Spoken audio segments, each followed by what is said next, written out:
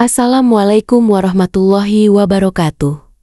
Sahabat muslim yang dirahmati Allah, pernahkah kita merasa sangat berat untuk beribadah, malas membaca Al-Quran, enggan salat tepat waktu, bahkan merasa bosan dalam melakukan amal-amal kebaikan? Hati kita tahu bahwa ibadah itu penting, tapi kenapa rasanya tetap saja malas?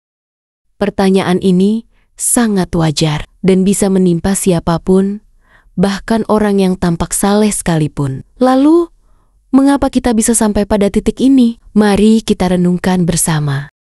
Pertama, ibadah itu berat tanpa hati yang hidup. Salah satu penyebab utama kita merasa malas beribadah adalah karena hati kita sedang lemah atau bahkan sakit. Ibarat tubuh yang lapar tak diberi makan, hati yang tidak diberi asupan iman juga akan lemas dan mati rasa. Allah berfirman dalam surah Ar-Ra'd ayat 28. Ketahuilah, hanya dengan mengingat Allah, hati menjadi tenang. Hati yang tenang dengan zikir akan ringan dalam ibadah. Sebaliknya, hati yang jauh dari Allah akan merasa berat melakukan kebaikan, tapi ringan saat melakukan maksiat. Kedua, godaan setan yang tidak pernah lelah. Setan adalah musuh utama kita, dan ia tidak akan pernah lelah menjerumuskan manusia. Salah satu cara yang sering digunakan setan adalah membuat kita malas dalam ibadah.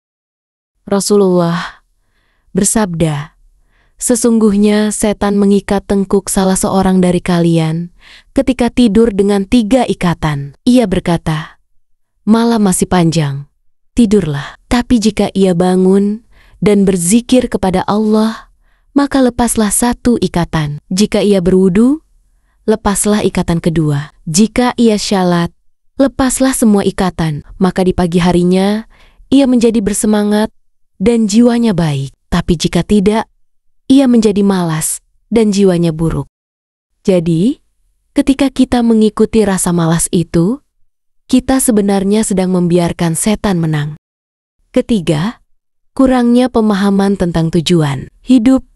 Seringkali kita malas ibadah karena tidak sadar untuk apa kita hidup. Kita sibuk mengejar dunia, tapi lupa bahwa dunia ini hanya tempat singgah sementara. Padahal Allah mengingatkan dalam surah Al-Zariyat ayat 56. Dan aku tidak menciptakan jin dan manusia, melainkan agar mereka beribadah kepadaku.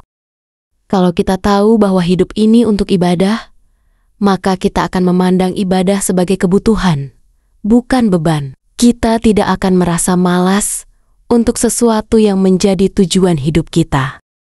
Keempat, terlalu banyak dosa. Dosa itu seperti debu yang menutupi kaca hati. Semakin banyak dosa, semakin gelap hati. Dan semakin gelap hati, semakin malas kita mendekat kepada Allah. Rasulullah bersabda, jika seorang hamba melakukan dosa, maka akan ada titik hitam di dalam hatinya. Hadis riwayat Tirmizi. Malas ibadah bisa jadi pertanda bahwa hati kita sedang kotor oleh dosa. Maka perbanyaklah istighfar, karena istighfar membersihkan jiwa dan membuat hati kembali ringan untuk beribadah. Kelima, tidak menjaga lingkungan dan waktu. Lingkungan sangat memengaruhi semangat kita dalam beribadah. Jika kita berkumpul dengan orang-orang yang lalai, kita akan ikut lalai. Jika waktu kita banyak habis untuk hal yang tidak bermanfaat, scroll media sosial, nonton drama berjam-jam, main game tanpa batas, maka jangan heran jika hati kita merasa berat saat dipanggil untuk salat.